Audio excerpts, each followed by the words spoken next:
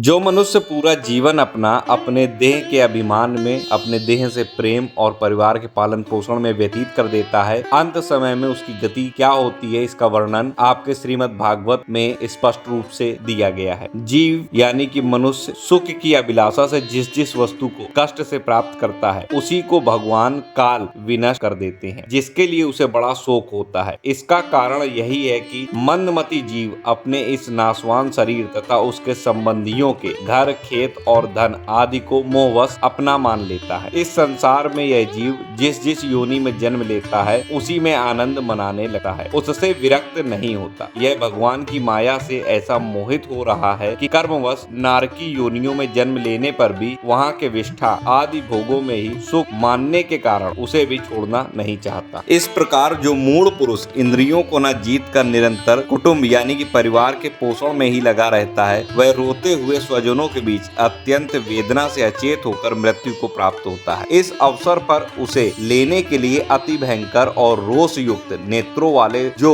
दो यमदूत आते हैं, उन्हें देखकर वह भय के कारण मल मूत्र त्याग कर देता है। वे यमदूत उसे यातना देह में डाल देते और फिर जिस प्रकार सिपाही किसी अपराधी को ले जाते हैं, उसी प्रकार उसके गले में रस्सी बांधकर बलात् यमलोक की लंबी यात्रा में उसे ले जाते हैं। उनकी घुड़कियों से उसका हृदय फटने और शरीर कांपने लगता है। मार्ग में उसे कुत्ते नोचते हैं और उस समय अपने पापों को याद करके वह व्याकुल हो उठता है। भूख प्यास उसे बेचैन कर देती है तथा घाम, दावानल और लू से वह तप जाता है। ऐसी अवस्था में जल और विश्राम स्थान से रहे उस बालुकामय मार्ग में यानी कि गर्म बालू वाले मार्ग में जब उसे एक पग आगे बढ़ाने की भी शक्ति नहीं रहती, यमदूत उसकी पीठ पर उसी समय कोड़े बरसाते हैं। तब वह बड़े कष्ट से चलता है। वह जहाँ तहाँ थक कर गिर जाता है, मूर्छा आ जाती है। चेतना आने पर उसे फिर उठाया जाता है। इस प्रकार अति दुखमय अंधेरे मार्ग से अत्यंत क्रूर यमदूत उसे शीघ्रता से यमपुरी को ले जाते हैं। यमलोक का मार्ग 99,000 योजन है। इतने लंबे मार्ग को 2 ही 3 मुहूर्त में तय करके वह नरक में तरह तरह की यातनाओं को भोगता है। वहाँ उसके शरीर को धधकती लकड़ियों आदि के बीच में डालकर जलाया जाता है। कहीं स्वयं और दूसरों के द्वारा काट काट कर उसे अपना ही मांस खिलाया जाता है। यमपुरी के कुत्तों अथवा गिद्धों द्वारा जीते जी उसकी आंतें खींची जाती हैं। सांप, बिच्छू आदि डसने वाले तथा डंक मारने वाले जीवों से शरीर को पीड़ा पहुंचाई जाती है। शरीर को काट कर टुकड़े टुकड़े किए जाते हैं। उसे हाथियों से भी चिरवाया जाता है। पर्वतों के शिखर से उसे नीचे फेंका जाता है अथवा जल या गड्ढे में डालकर बंद कर दिया जाता है। ऐसी गति उन लोगों की होती है जो पाप के द्वारा धन संचय करके अपने परिवार का पालन और पोषण किया करते हैं। ये सब यातना तथा इस प्रकार तामिस्त्र, अंधतामिस्त्र एवं रौरव आदि नरकों की और भी अनेकों यंत्रणाएं स्त्री हो या पुरुष हो, उस जीव को पारस्परिक संसर्ग से होने वाले पाप के कारण भोगनी ही पड़ती है। कुछ लोगों का कहना है कि स्वर्ग और नरक तो इसी लोक में है, क्योंकि जो नारकी यातनाएं हैं वे यहाँ भी देखी जाती हैं। इस प्रकार अनेक कष्ट भोग कर अपने कुटुंब का ही पालन करने वाला अथवा केवल अपना ही पेट भरने वाला पुरुष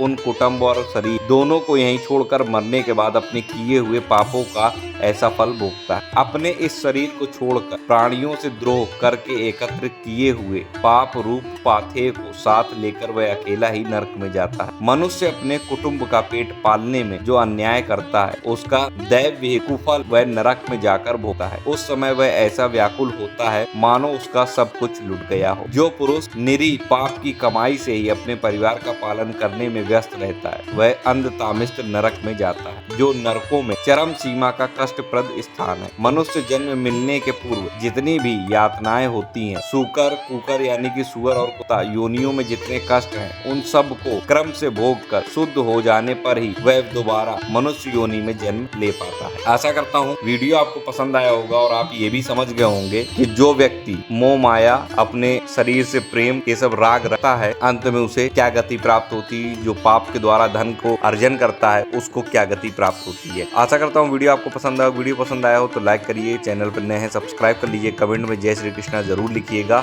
और मेरी आप सभी से एक प्रार्थना, एक विनती है, कलयुग में सिर्फ नाम ही हमारा उद्धार कर सकता है। अभी तक आपने अपना जीवन जैसे भी जिया हो, आगे के जीवन में अपने जीवन का उद्धार करने के लिए आपके जो इष्ट देव हो, जिनसे आपको प्रेम हो, उन भगवान का नाम अपने मुख से लेना प्रारंभ कर दीजिए। आप सांसारिक कोई भी कार्य करिए, बस नाम निरंतर जपते रहिए, वही नाम ही आपको आपका कल्याण कर सकता है। मिलता हूँ अगले वीडियो में, तब तक राधे राधे।